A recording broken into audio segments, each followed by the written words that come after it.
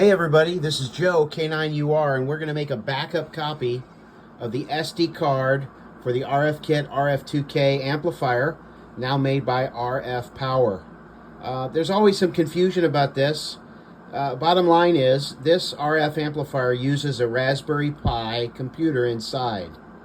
And on the Raspberry Pi computer sits a small SD card, and that SD card contains some operating system information.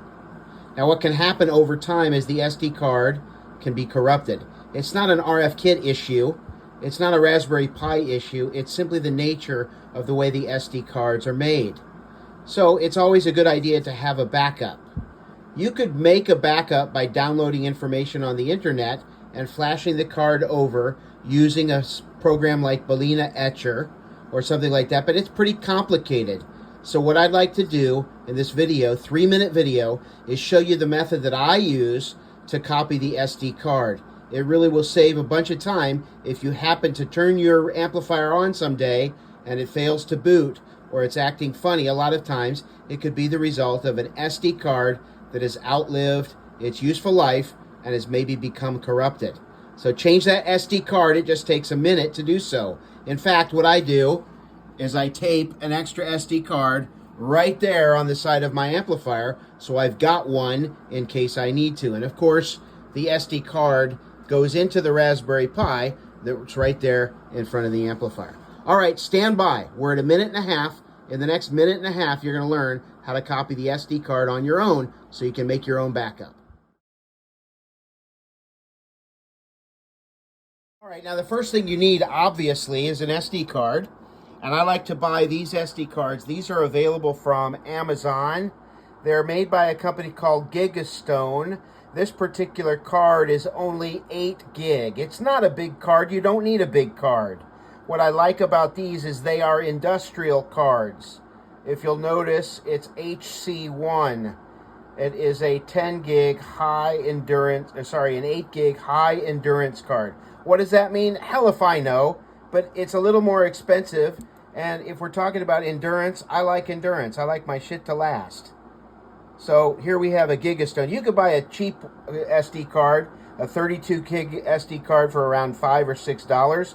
I buy the 8 gigs because that's all you need for the amplifier, and I think they're about $7 or $8 a piece. Again, industrial strength card. Now what we're going to do, we can't do this procedure easily from the front panel because we need to get into the Pi operating system. So what I use is VNC Viewer. VNC Viewer is a free software that you download. You don't have to pay for it, and you put it on your computer. The amplifier has VNC already installed. You don't have to install anything on the amp.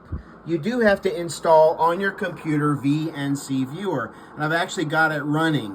So let me shut it down here quickly, and I'll double click on VNC Viewer icon. And that's going to start up. It's going to ask me to connect to my amplifier.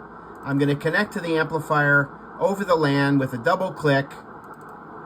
And it's going to open up VNC Viewer. What this does is it gives me the amplifier's front panel screen on my computer. From here, okay, I hit Alt and F4 together. Push them together. Whoops, you see that? The screen changed. Imagine that. I touched a button on my keyboard and the screen changed.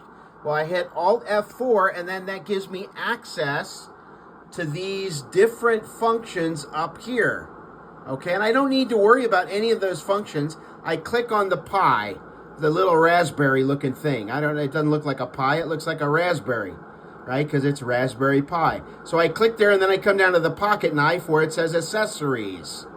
And then I come down here to SD card copier. See, it's built right in to the Raspberry Pi operating system.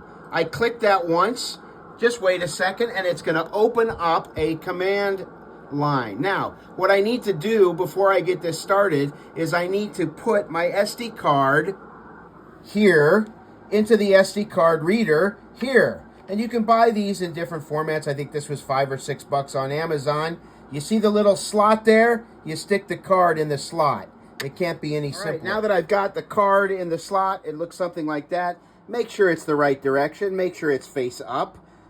The little gold pins on the card go face down into this particular reader. Then I plug this into the back of the amplifier. And hell, you can't see it. I can barely see it, but you get the idea. You plug this into the USB port on the amplifier.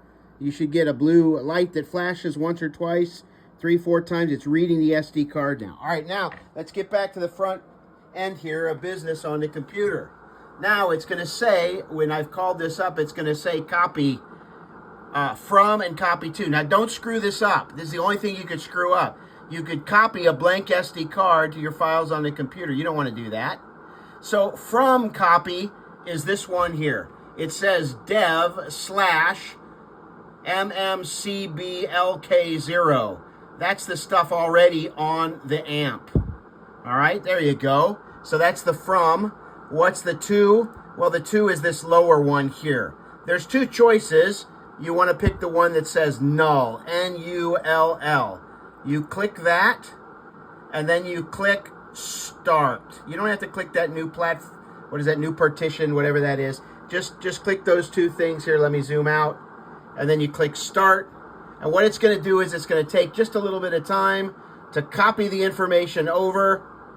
And when you're done, it will say finished. All right, just let it hang out. It's going to take 5 or 6 minutes to copy, maybe 7 minutes. When it's done, it will say finished. And all you do is you close this down.